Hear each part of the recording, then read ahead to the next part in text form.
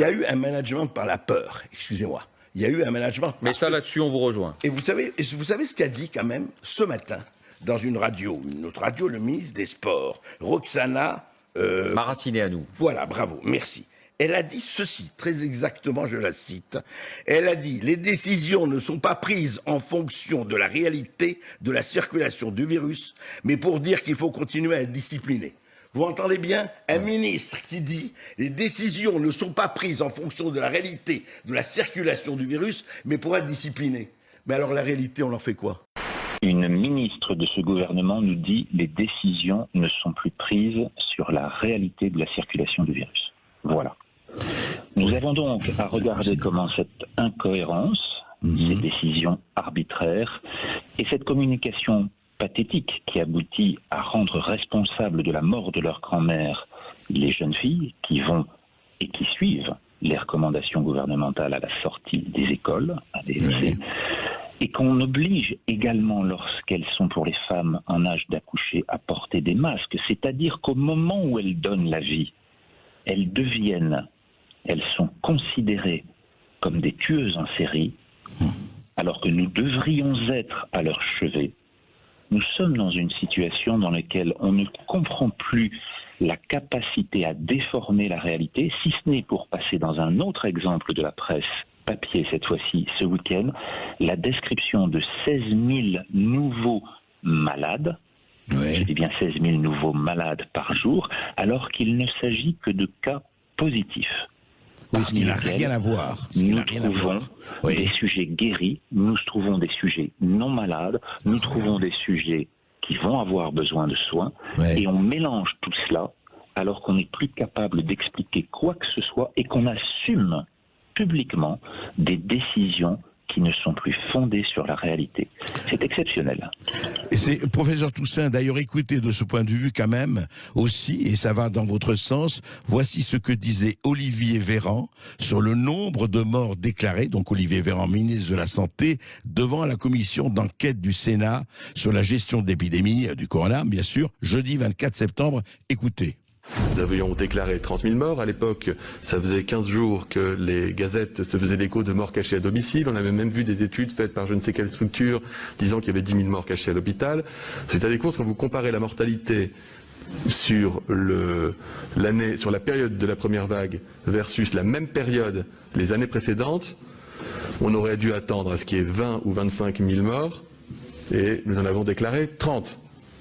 Donc ça veut dire que non seulement il n'y a pas eu de morts cachées, mais probablement qu'un certain nombre de personnes qui sont décédées porteurs du Covid ne sont pas nécessairement décédées du Covid.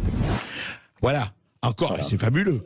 Véran. Donc, on a compté comme morts du Covid des gens qui ne sont absolument pas morts du Covid, si je comprends bien.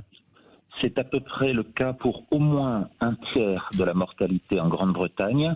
C'est une étude d'Oxford qui a été mise en avant cette semaine pour montrer que ce cas-là ne distinguait plus les personnes qui avaient, au décours d'une contamination par le Covid, déclenché des symptômes gravissimes du Covid conduisant à leur décès, par rapport à des patients qui étaient par exemple porteurs d'une maladie d'Alzheimer très avancée et qui décédaient de leur pathologie, déstabilisés par le dernier virus porteur présent dans l'environnement, et dont en 2 jours, finalement, cet épisode venait terminer leur parcours. Cette capacité à intégrer dans les mortalités Covid des patients qui ne sont décédés qu'avec le Covid, mais pour de toute autre cause, représente une mortalité très importante actuellement par rapport aux 31 000 décès identifiés actuellement. Je rappellerai simplement qu'hier, alors qu'on nous a annoncé une exponentielle dans 15 jours, c'est-à-dire maintenant, qu'on nous a annoncé tous les 15 jours depuis le mois d'avril. L'exponentielle nous a donné les chiffres suivants. Nous étions vendredi, il y a 10 jours, à 123 décès. Nous étions à 78 mardi, à 53 jeudi, et hier, dimanche, à 27 décès pour toute la France. 0 décès en Outre-mer. 0 décès en Outre-mer.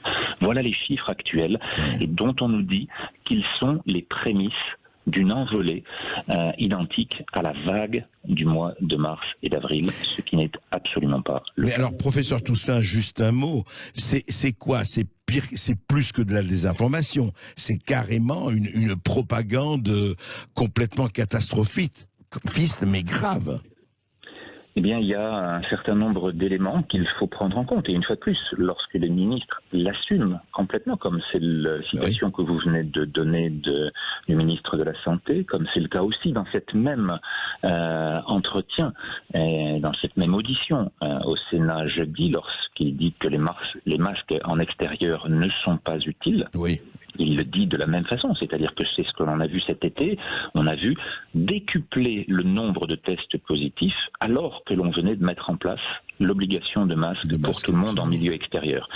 Il est difficile de concevoir qu'on puisse maintenant prouver l'efficacité de ces masques en extérieur alors qu'on ne voit, à partir du moment où la règle est appliquée, le nombre de tests positifs multiplié par 10. Donc ces aspects-là sont importants à prendre en compte. Il faut pouvoir en tenir lieu, et pour ma part, je m'astreindrai seulement à ne regarder et à analyser sur le plan scientifique que les valeurs du réel. La réalité s'imposera de toute façon à nous, quel que soit le chemin par lequel cette épidémie continuera son lot. Je rappelle qu'elle a diminué de 50% en Amérique du Sud et en Amérique centrale, qui étaient les deux plus grands foyers mondiaux cet été, et qu'elle est maintenant stabilisée en Inde à raison d'une mortalité continue depuis 15 jours. C'est d'ailleurs le cas aussi en Espagne, alors qu'on nous avait dit là encore que cette mortalité allait être exceptionnellement élevée, avec à nouveau une envolée exponentielle, et c'est valable de la même façon en Europe, alors que nous avons connu 147 décès hier pour toute l'Europe.